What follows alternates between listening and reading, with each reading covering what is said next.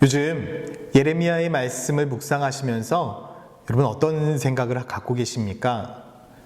저는 눈물의 선지자라고 이야기하는 이 예레미야서를 읽으면서 나라와 민족을 향한 안타까움, 그리고 하나님의 말씀을 선포하면서 겪게 되는 어려움 가운데 많은 눈물을 흘렸던 그 예레미야의 심정이 이해가 돼서 저 또한도 때로 혼자 눈물을 훔칠 때가 한두 번이 아니었습니다. 그런데 때로는 이 예레미야가 참 어리석은 것 같다. 왜 이렇게까지 살아가야 되지? 이해가 되지 않을 때가 종종 있었습니다. 여러분들은 어떠세요?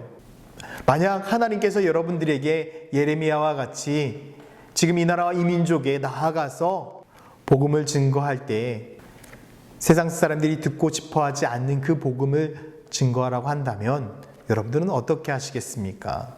아마 많은 분들이 고개를 절레절레 흔드는 분들도 있을 것입니다. 그래서 문득 이런 생각을 해보았어요. 정말 힘들고 어려운 이 시기 가운데 예레미야는 어떤 마음을 가지고 복음을 전했을까?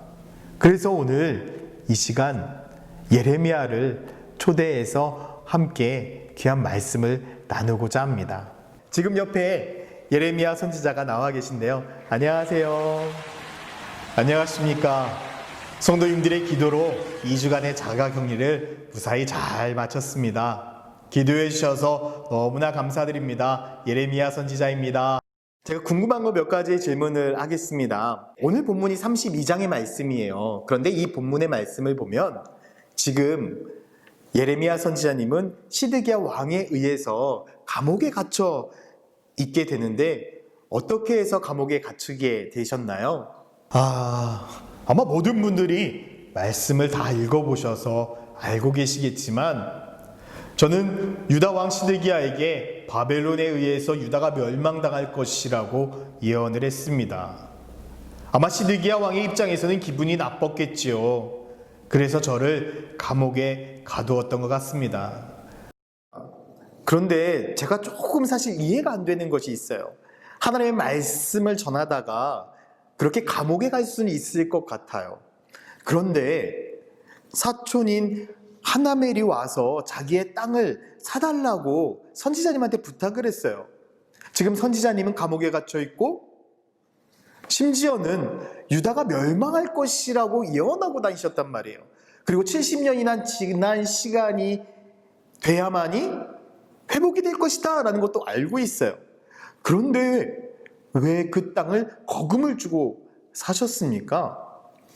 아마 다들 그렇게 생각하실 것입니다. 참 어리석은 결정이었죠. 그런데 저는 많은 유다 백성들에게 이렇게 예언을 했습니다. 이 유다가 하나님께서 70년이 지난 후에 반드시 회복시키실 것이다 라고 이렇게 말을 했죠. 만약에 제가 제 사촌의 땅을 사들이지 않았다면 많은 사람들이 유다가 회복될 것이라는 사실을 믿었을까요? 아마 믿지 않았겠죠. 그리고 저에게 손가락질을 했을 것입니다. 자기도 믿지 않으면서 70년이 지난 후에 회복된다고?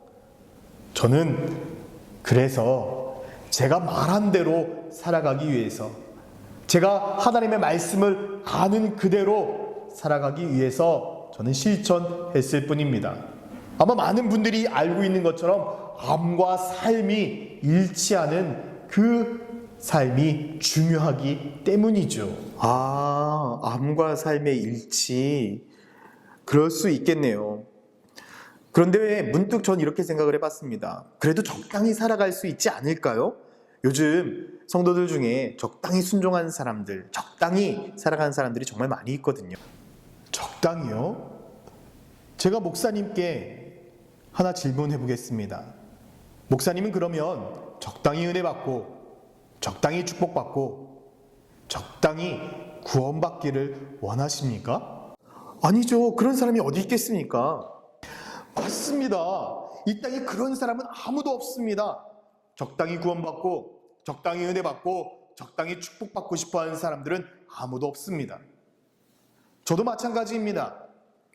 아마 제가 적당히 사역했다면 친구들에게 왕따 당하지도 않았을 것입니다. 백성들에게 손가락질 당하지도 않았을 것입니다. 그런데 하나님의 사명에는요, 적당이라는 것이 없습니다. 적당히 한다는 것은 내가 하고 싶은 대로 한다는 것이죠. 사명이라는 것은 내가 하고 싶은 대로 살아가는 것이 아니라, 내가 하고 싶은 일을 하면서 살아가는 것이 아니라 해야 될 그 일을 하면서 살아가는 것이 사명입니다. 하나님은 우리들에게 이렇게 말씀하셨거든요. 그들은 내 백성이 되겠고 나는 그들의 하나님이 될 것이다 라고 우리들에게 말씀해 주셨습니다. 나의 아버지 되시고 나의 하나님 되신 그분께서 적당히 살아가지 않는 우리들의 삶에 큰 은혜를 주시고 회복을 주시고 축복을 주실 것이라고 약속하셨기 때문에 저는 하나님의 말씀대로 순종하며 살아간 것입니다. 다 맞는 말씀만 하시네요. 성교사님, 그런데 벌써 시간이 이렇게 지났습니다. 저희들에게 정말 좋은 말씀 해주셔서 너무나 감사드리고요. 마지막으로 가시기 전에 우리 꿈의 교회 성도님들에게 한마디만 부탁드립니다. 코로나19로 인해서 요즘 많은 분들이 힘들어한다는 이야기를 들었습니다. 여러분, 실망하지 마시고 낙담하지 마시고 좌절하지 마시고 포기하지 마십시오. 하나님께서 반드시 하나님의 때에 여러분들의 삶에 큰 은혜와 큰 축복을 주시고 새로운 미래를 허락하실 것입니다. 하나님은 반드시 믿음으로 살아가는 사람들에게, 사명으로 살아가는 사람들에게 새로운 미래, 새로운 축복을 주실 것입니다. 지금 힘들고 어렵지만 다시금 한번 주님을 붙들고 힘내서 살아가시는 꿈의 교회 성도님들 되기를 기도하겠습니다. 힘내세요. 화이팅! 네, 감사합니다. 감사합니다, 목사님. 여러분들은 예레미야 선지자와의 이야기를 어떻게 들으셨습니까? 저는 예레미야 선지자의 이야기 중에 하고 싶은 일을 하는 것이 아니라 해야 될 일을 하는 것이 사명이라는 이 말이 제 마음 가운데 계속 남습니다. 우리가 해야 할 일, 그것은 하나님의 뜻을 아는 것입니다. 39절 말씀해 보니까 내가 그들에게 한 마음과 한 길을 주어 자기들과 자기 후손의 복을 위하여 항상 나를 경외하게 할 것이다 라고 하나님께서 말씀하고 있죠. 한 마음과 한 길을 주겠다.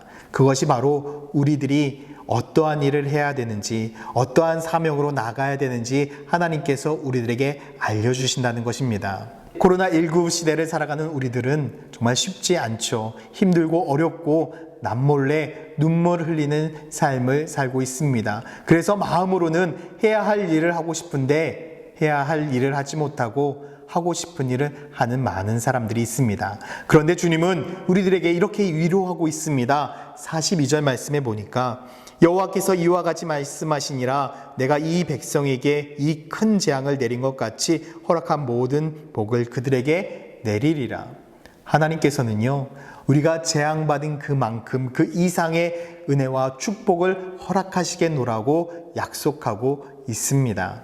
지금 힘들고 어렵다고 하나님께서 우리들에게 말씀하신 사명을 포기하지 않길 바랍니다. 오늘 하루 내가 하고 싶은 일을 하며 살아가는 것이 아니라 하나님께서 나에게 맡기신 그 사명, 그 해야 할 일을 하면서 살아갈 때에 하나님께서 여러분들에게 큰 은혜를 주시고 큰 축복을 허락하실 것입니다. 오늘 하루 그 은혜대로, 그 말씀대로 살아가는 저와 여러분들이 되기를 예수님의 이름으로 축원드립니다. 기도하겠습니다. 사랑과 은혜가 많으신 아버지 하나님, 오늘 하루 우리가 하고 싶은 일이 아니라 하나님께서 우리들에게 말씀하신 해야 할 그 일을 하며 살아가는 믿음의 성도들이 되게 하여 주셔서 우리가 한 주간 동안 믿음으로 살아가고 사명으로 살아가는 그런 축복의 사람이 되게 하여 주시옵소서. 감사드리며 예수 그리스도의 이름으로 기도드렸습니다. 아멘.